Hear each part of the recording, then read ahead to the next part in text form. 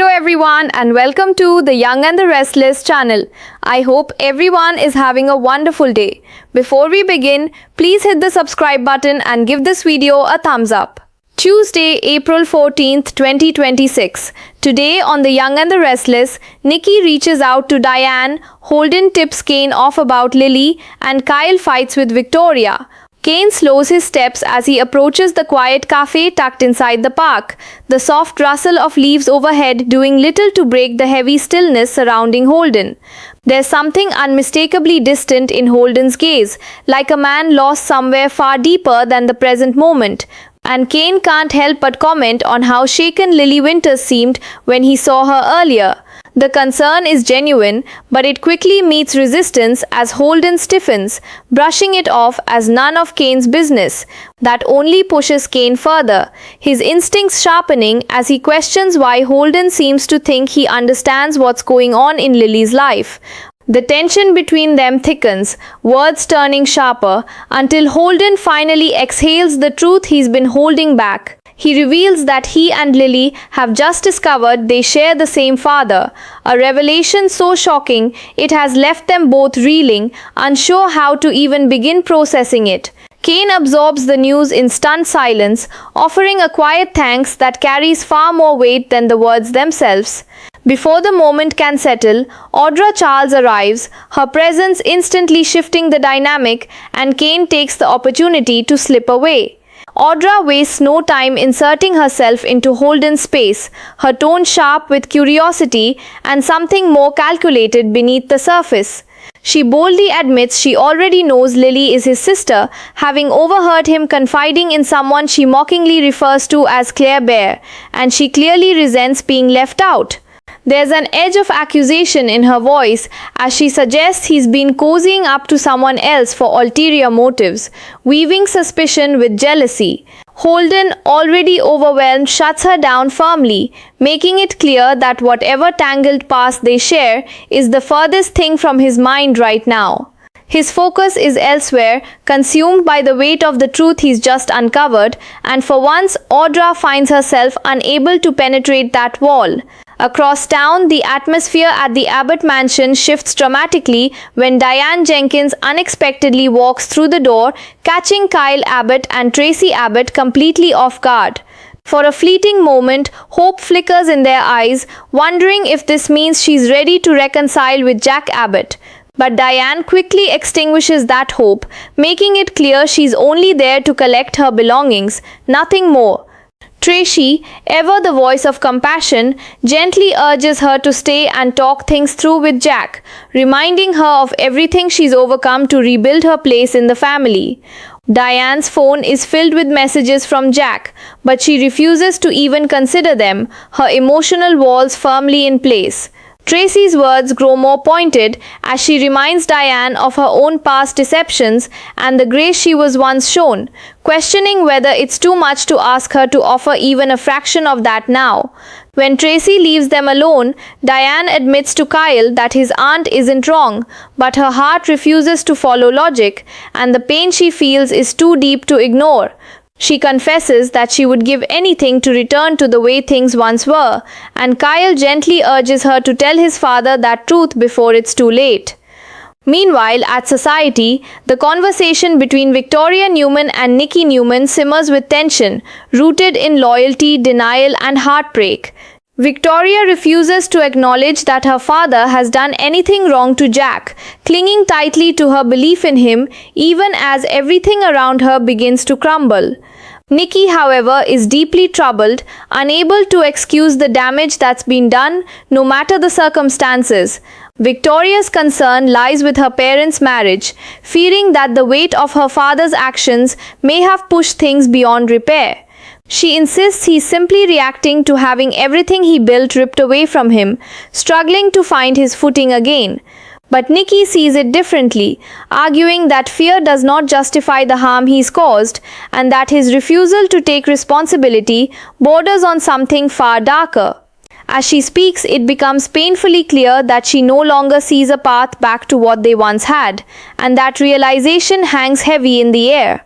When Kyle arrives, Nikki asks him to pass along a message to Jack that she'll be there for him if he needs support before making her exit. The moment she's gone, the fragile civility between Kyle and Victoria shatters, giving way to a heated confrontation. Victoria defends her father fiercely, refusing to let him shoulder all the blame, while Kyle pushes back, pointing out the devastation left in his wake. She argues that the Abbotts can't possibly understand what it feels like to lose something built from nothing, her voice filled with both pride and desperation. Their clash becomes more than just a disagreement. It's a collision of families, loyalties, and deeply personal wounds that refuse to heal. At the athletic club, a quieter but equally emotional conversation unfolds as Lily Winters and Stephanie Curtis discuss the possibility that the twins might be a match to help Malcolm Winters. There's cautious optimism in the doctor's words, a belief that family support and a positive mindset could make all the difference in Malcolm's recovery. They explore potential options for donation, clinging to hope in the face of uncertainty, while Stephanie gently expresses her wish for Lily to build a connection with her newfound brother. Lily, however, can't ignore her reservations, already questioning his character because of his association with Kane. The moment is interrupted when Kane himself arrives, just as Stephanie steps away, leaving Lily trapped in an encounter she clearly wants to avoid. She tries to leave, but Kane sees the pain in her eyes and admits he knows the truth that she's his sister thanks to Holden. Lily reminds him firmly that they're not supposed to be speaking, drawing a line that feels both necessary and heartbreaking. Kane, unable to hide his feelings, confesses that he still cares deeply for her and can't imagine a life without her, his words heavy with longing and regret. Back at the park, Stephanie crosses paths with Holden and Audra, her presence subtly shifting the energy once again. Audra quickly takes the hint and leaves, though not without a lingering glance, and Stephanie turns her attention to Holden, curious about the nature of his relationship with the woman who just walked away. Holden deflects, steering the conversation toward his father, revealing a vulnerability that contrasts with his earlier guarded demeanor. Stephanie is touched by his concern for Malcolm, appreciating the sincerity behind his words, even as he admits that processing everything will take time. Despite the chaos surrounding them, he reassures her that he still admires her, a small but meaningful connection forming between them. Stephanie clings to hope that Malcolm will recover and that in time, Holden and Lily will have the chance to truly know each other as siblings, not just strangers bound by shocking truth. Elsewhere, the tension between Lily and Kane escalates as she refuses to open up to him, her frustration boiling over into sharp exchanges that only deepen the divide between them.